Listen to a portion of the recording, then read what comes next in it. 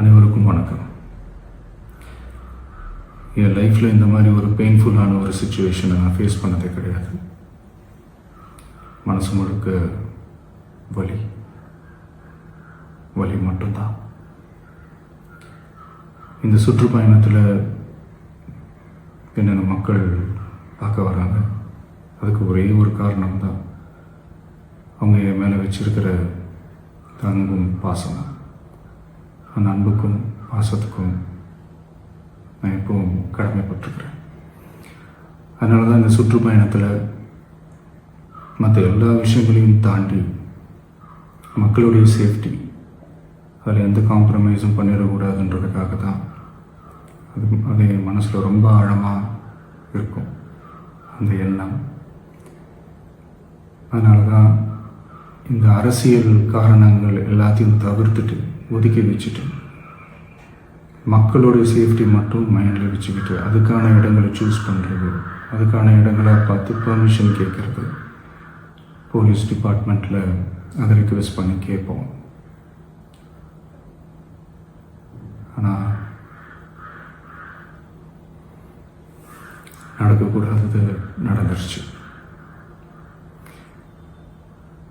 ஆனால் மனுஷன் தானே. அந்த நேரத்தில் அத்தனை பேர் பாதிக்கப்பட்டு இருக்கும்போது எப்படி அந்த ஊரை விட்டுட்டு என்னால் கிளம்பி வர முடியும்?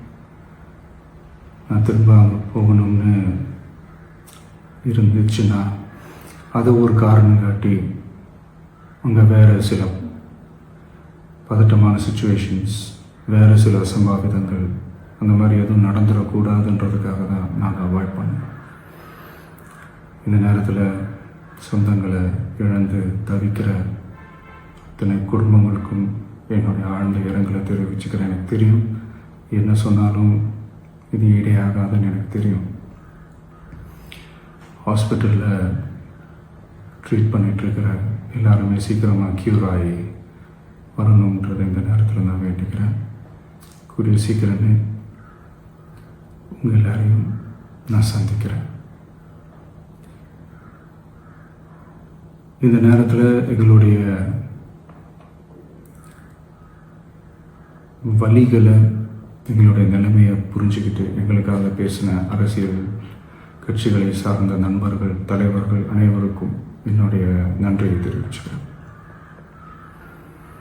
கிட்டத்தட்ட ஒரு 5 மாவட்டத்துக்கு பிரச்சாரத்துக்கு போனோம்.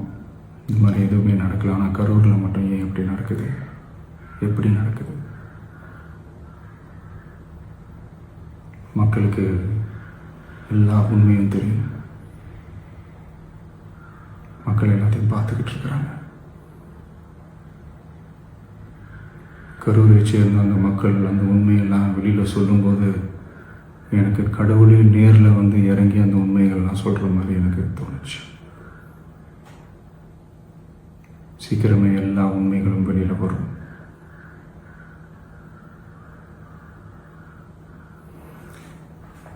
எங்களுக்கு தரப்பட்ட இடத்துல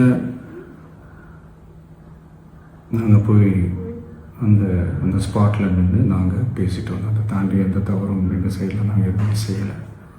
பட் இருந்தாலும் எங்கள் கட்சியை சேர்ந்த நிர்வாகிகள், தோழர்கள் மேலே எஃப்ஐஆர், அது மட்டும் இல்லை சோஷியல் மீடியாவை சேர்ந்த நண்பர்கள், தோழர்கள் அவங்க மேலே எஃப்ஐஆர்லாம் போட்டு இப்போ பிடிச்சிக்கிட்டு இருக்கிறாங்க.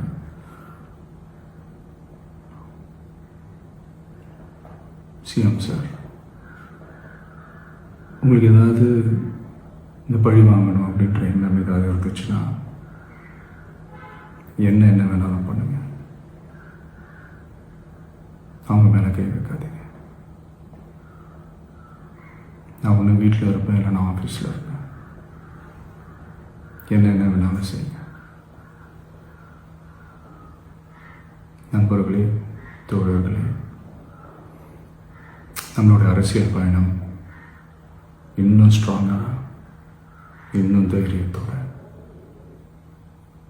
கண்டினியூ ஆகும்.